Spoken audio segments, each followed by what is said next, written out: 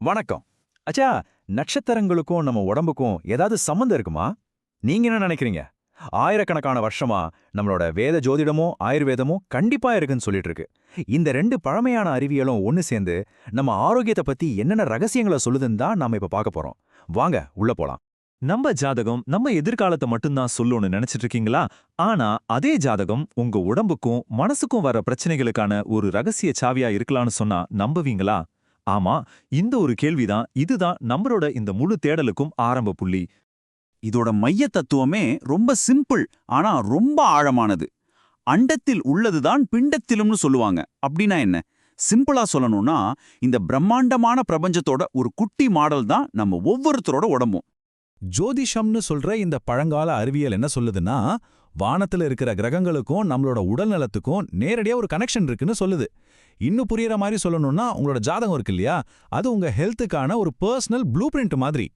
சரி, இந்த health blue பிரிண்ட்டை எப்படி படிக்கிறது? அதுல இருக்கிற முக்கியமான விஷயங்கள் என்னென்னன்னு இப்போ கொஞ்சம் ஆழமா பார்க்கலாம். வாங்க, முதல் மற்றும் ரொம்ப ரொம்ப முக்கியமான ஒரு விஷயத்துல இருந்து ஆரம்பிக்கலாம்.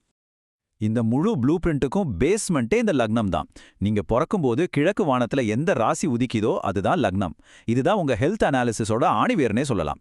உங்க உடம்பு எப்படி இருக்கும், உங்க இம்யூனிட்டி பவர் எப்படி, ஒட்டுமொத்தமா உங்க உடல் வலிமை எப்படி இருக்கும்னு எல்லாத்தையும் முடிவு பண்ற ஸ்டார்டிங் பாயிண்டே இதுதான்.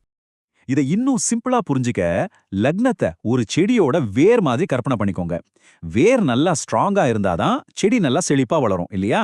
அதே மாதிரி தான் ஒருத்தரோட ஜாதகத்துல லக்னம் வலுவா இருந்தா மட்டும்தான் அவங்களோட ஒட்டுமொத்த ஆரோக்கியமும் சூப்பரா இருக்கும். இப்ப பாருங்க, இந்த லக்னம் ஸ்ட்ராங்கா இருக்கிறதுக்கும் வீக்கா இருக்கிறதுக்கும் எவ்வளவு வித்தியாசம்னு. ஒரு பக்கம் லக்னம் ஸ்ட்ராங்கா இருந்தா நல்ல ஹெல்த், எனர்ஜி, கான்ஃபிடன்ஸ் எல்லாம் இருக்கும். ஆனா இன்னொரு பக்கம் அதே லக்னம் பலவீனமா இருந்தா அடிக்கடி உடம்பு சரியில்லாம போறது, மனப்போராட்டங்கள்னு வாழ்க்கை முழுக்க ஒரு விதமான தள்ளாட்டமாவே இருக்கும். ஒரு ஹாஸ்பிட்டல்ல எப்படி ஒவ்வொரு பிரச்சனைக்கும் ஒவ்வொரு டிபார்ட்மெண்ட் இருக்கோ, அதே மாதிரி தான் ஜாதகத்திலையும் ஆரோக்கியத்தோட ஒவ்வொரு விஷயத்தையும் கவனிக்கிறதுக்குன்னு தனித்தனி பாவங்கள், அதாவது வீடுகள் இருக்கு. உதாரணத்துக்கு 1வது வீடு நம்ம உடம்ப பத்தி சொல்லும், 6வது வீடு நோய்களை பத்தியும், 8வது வீடு நம்ம ஆயுள், நாள்பட்ட நோய்கள் பத்தியும் சொல்லும். ஏன் 12வது வீடு ஆஸ்பத்திரி செலவுகளை பத்தி கூட சொல்லும். சரி, இதுவரைக்கும் ஜோதிடத்தை பத்தி பார்த்தோம். இப்போ ஜோதிடத்துக்கும் ஆயுர்வேதத்துக்கும் நடுவுல இருக்கிற அந்த பாலத்தை பார்க்கலாம். அதாவது, இந்த கிரகங்கள்லாம் நம்ம உடம்புல இருக்கிற அடிப்படை சக்திகளை எப்படி கண்ட்ரோல் பண்ணுது? இந்த ஒரு இணைப்பு தான் இந்த முழு சிஸ்டத்துமே ரொம்ப ஆழமானதா மாத்துது. இந்த இடத்துல தான் ஜோதிடமும் ஆயுர்வேதமும் கைகோர்க்குது. பாத்தீங்கன்னா, ஒவ்வொரு கிரகமும் நம்ம உடம்புல இருக்கிற 3 அடிப்படை ஆற்றல்கள், வாதம், பித்தம், கபம், இதுல ஏதோ ஒன்னோட சம்பந்தப்பட்டது. உங்க ஜாதகத்துல எந்த கிரகம் ரொம்ப பவர்ஃபுல்லா இருக்கோ அதுதான் உங்க தோஷ அமைப்பை, அதாவது உங்க பாடி டைப்பை முடிவு பண்ணுது. உடம்புக்கு லக்னம் எவ்வளவு முக்கியமோ அதே மாதிரி நம்ம மனசுக்கு சந்திரன் ரொம்ப ரொம்ப முக்கியம். ஒருத்தரோட ஜாதகத்துல சந்திரன் எந்த நிலையில இருக்காருங்கிறது அவங்களோட மன அமைதியையும் எமோஷனல் பேலன்ஸையும் அப்படியே கண்ணாடி மாதிரி காட்டிடும். சிம்பிளா சொல்லணும்னா, சந்திரன் ஸ்ட்ராங்கா இருந்தா மனசுல அமைதி இருக்கும். அதுவே வீக்கா இருந்தா தேவையில்லாத பதட்டம், பயம், தூக்கமின்மைன்னு பிரச்சனைகள் வரலாம். சரி, இவ்ளோ நேரம் நாம பேசினதெல்லாம் வெறும் தியரி தானா, இல்ல நிஜ வாழ்க்கையில இது உதவுமா? வாங்க, ஒரு உண்மையான கேஸ் ஸ்டடியை பார்த்து இது பிராக்டிக்கலா எப்படி ஒர்க் ஆகுதுன்னு புரிஞ்சுக்கலாம். இப்ப நாம பார்க்க போறது ரொம்ப கடுமையான மன அழுத்தத்தால பாதிக்கப்பட்ட ஒரு பேஷண்டோட கேஸ். இவருக்கு இந்த ஜோதிடம், ஆயுர்வேதம் இணைந்த அப்ரோச் எப்படி பயன்படுத்தப்பட்டதுன்னு பார்க்கலாம். இவரோட ஜாதகத்தை அனலைஸ் பண்ணப்போ மனநல பிரச்சனைகளுக்கான பல அறிகுறிகள் இருந்துச்சு.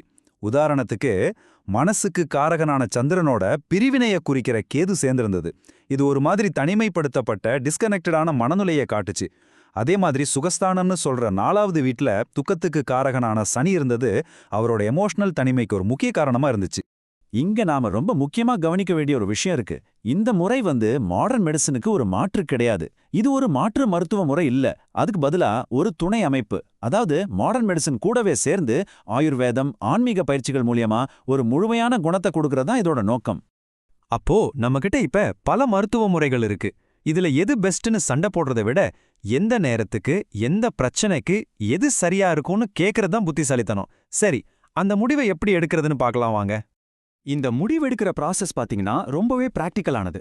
ஃபர்ஸ்ட் இது ஒரு எமர்ஜென்சியான்னு பார்க்கணும். உயிருக்கு ஆபத்தானா முதல் சாய்ஸ் அலோபதி தான். அடுத்து ஜாதகப்படி ஆயுள் பலம் எப்படி இருக்குன்னு பார்க்கணும். அதுக்கப்புறம் கிரகங்களை வச்சு நோயோட மூல காரணம் என்னன்னு கண்டுபிடிக்கணும். கடைசியா இது எல்லாத்தையும் வச்சு ஒரு இன்டகிரேட்டட் ட்ரீட்மெண்ட் பிளான் போடணும்.